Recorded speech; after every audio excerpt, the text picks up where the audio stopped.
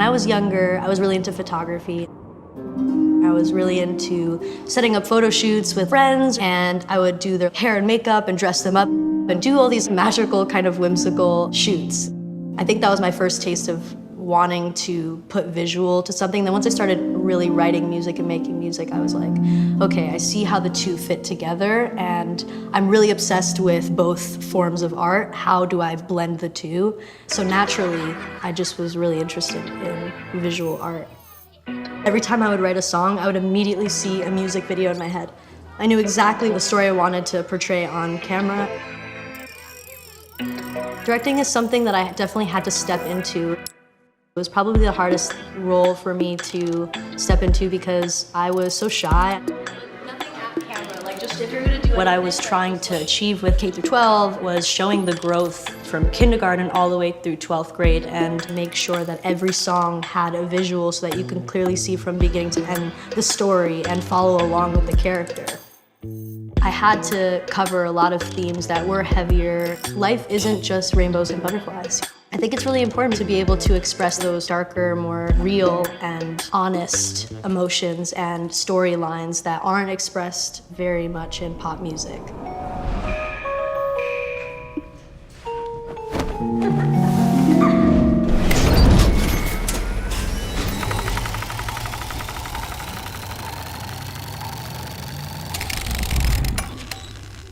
You like to cover up your bruises with a sweat. I know your heart is broken. Feels like your world's been stolen. I promise that it could be worse. It could be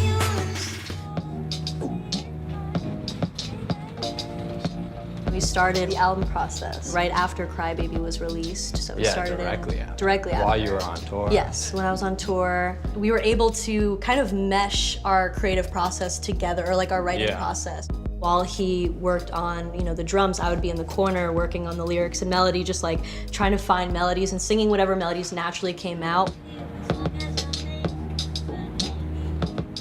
And all of the songs, it's so cool how they worked out like that, where they really feel like you're growing through. And we didn't even plan that. We wrote all the songs completely separately, and then at a certain point I was like, I really want it to go from kindergarten to 12th grade. Every song has specific sounds to the subject of the song, so that it feels like a movie while you're listening. We designed every song, the ruler hitting the table.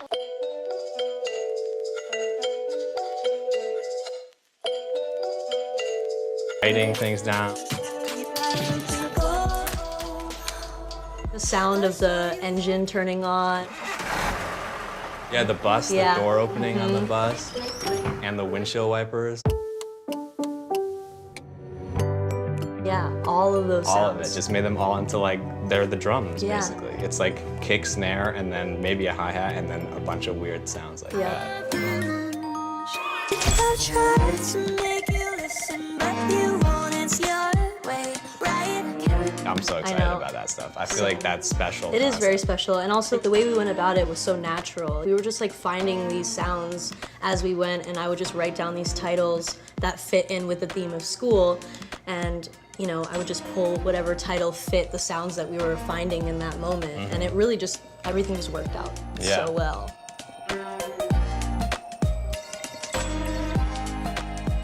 Creativity isn't something that, you can just pull out of your ass, you know what I mean? It takes being in the right environment and feeling comfortable enough to even receive that information, especially for me, because the way that I write is so, it's almost like an out-of-body experience. I'm almost not even there, I'm just in it and it's all a blur.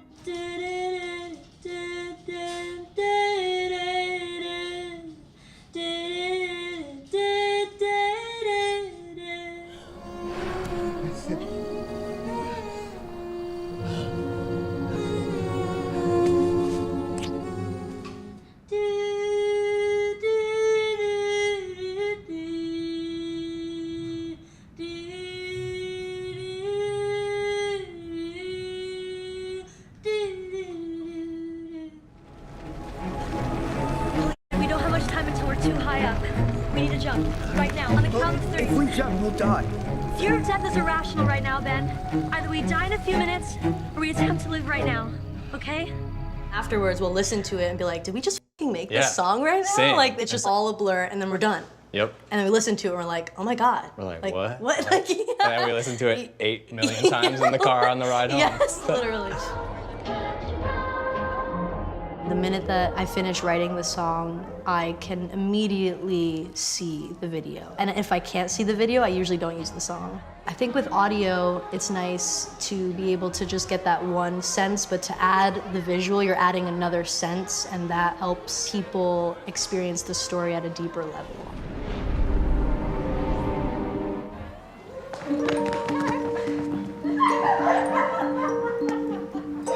With K through 12, I had such a clear vision of what it is that I wanted, down to, you know, the wardrobe and what I wanted the characters to be like. Hi, I'm Maggie Badzina and I play Kelly. Hi, I'm Megan Gage and I play Celeste. Hello, I'm Zanette and I play Magnolia. Oli, I'm Cian Moreno and I play Fleur. Hi, I'm Emma. I play Angelita. Hi, nice to meet you ladies. Welcome!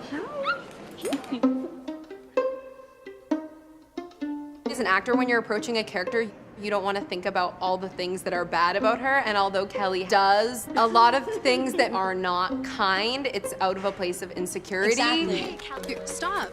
Don't interrupt me. The way that she responds to situations, it's a defense mechanism. Why are you touching her? We were all probably like a piece of shit at some point when we were in middle school or high school, you know what I mean? Like, just being a teen, emotional, moody. I thought it was really important to have that natural emotion, and that's really hard to express on camera, especially because you're just like, okay, camera's on, and you're just like, oh, now I have to go into this.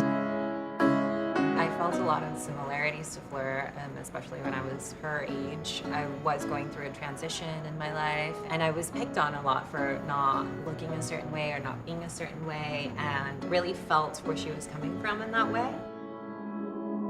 Well, I was actually really worried about playing a character with an eating disorder because I really wanted to depict it in a way that was respectful and honest, as well as to not glorify. Extremely overwhelming when everyone around you is making you feel like you weren't good enough. I have to thank you endlessly for, wanting a trans woman to portray a cis woman. It was my dream, honestly. I love Celeste. She was very solid, very sturdy.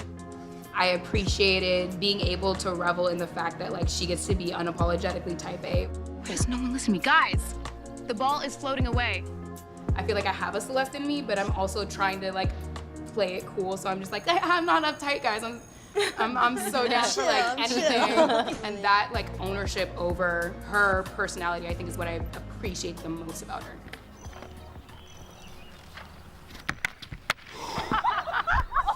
Magnolia is definitely the complete opposite. Yes. Yeah. Complete opposite. I'm the one that's like, come on, let's just do it kind of thing. Pure-hearted. Absolutely. Loving.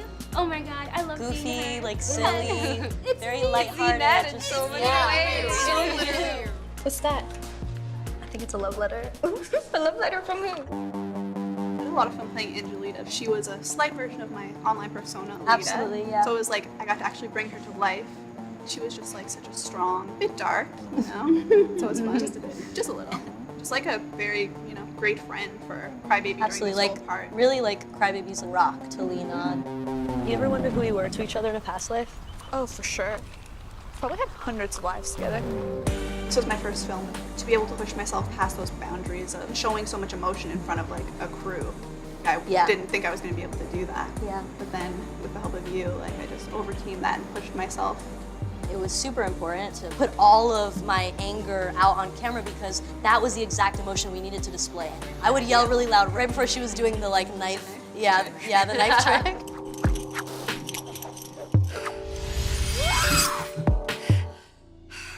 For me, just having that female camaraderie felt so wonderful and so empowering, so enriching. Oh.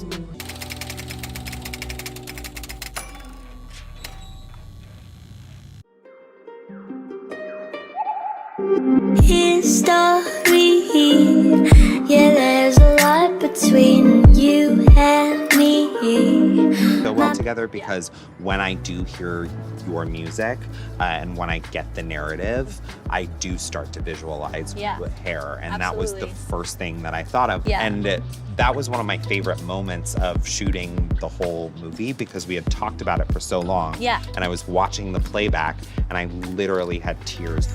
We got so high together, dropped real low. We fucked it up so many times. Rewind, can we just go back to depth of references for what you're thinking in general. The net is so wide of what it is that you cast as far as references goes. Oftentimes I'll look on the PDF and right next to a reference from the 30s will be a reference from the 1700s. I have to distill everything down and make it visually fit into the world that we've created for Crybaby.